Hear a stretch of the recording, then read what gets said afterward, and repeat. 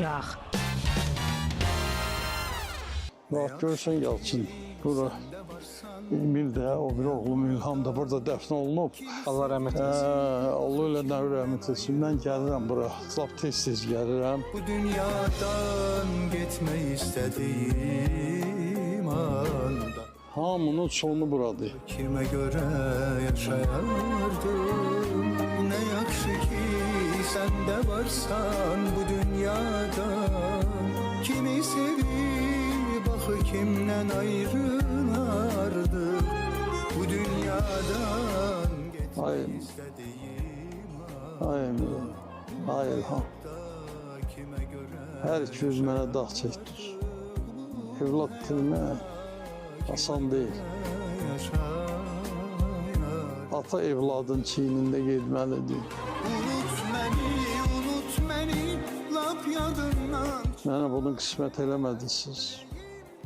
Allah sizə rəhmət eləsin. Mənim balalar, yatın.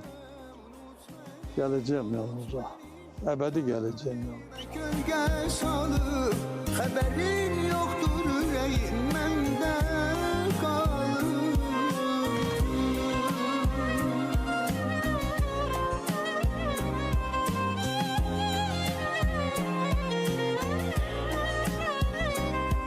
Bir gün yadınıza düşsəm əgər mən, ruhumu göylərdə axtararsınız. Bir çox mahnıların ifadəsini sevən könüllərdə axtararsınız. Bunu mən özüm yazmışam Emil'in qəbir daşına yazmaq üçün. Kimimiz geç, kimimiz tez gedecek. Doğrudan da sevən könüllərdə axtarılası Emil'dir. Kaçır, ölsek de o dünyada görüşeceğiz. İlham oğlum faciə bir surətdə rəhmətə gedib. Yəni ikinci mərtəbədən yıxılıb, təsadüfən ikinci mərtəbədən yıxılan adam qolusuna, qaburğasına, nəsə ayağısına, nəsə olar, belə bir şey olar, ölüm olmaz axı. Yəni 2 metrdən yıxılana nə ola bilər? Amma çox, bax bu daşlar var yerdə. Bu saat 100 minlərləndir bu daşlar. Bax bu daşın biri onun buradan girib, çox belə təsadüf olan şeydir, milyonda bir olan şey. Buradan girib şax damarını kəsmişdi, ondan rəhmətə getdi.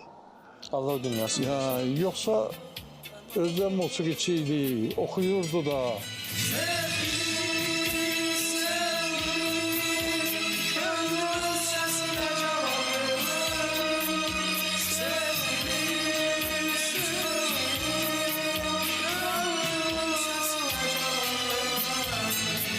Bura mənim yerimdir, əbədi mənim vəsiyyətimdir. Gələcək. Yəni Emir Rəhmanovun yanında dəfn olmanızı Əlbəttə, qəsd eləmişsiniz. əlbəttə.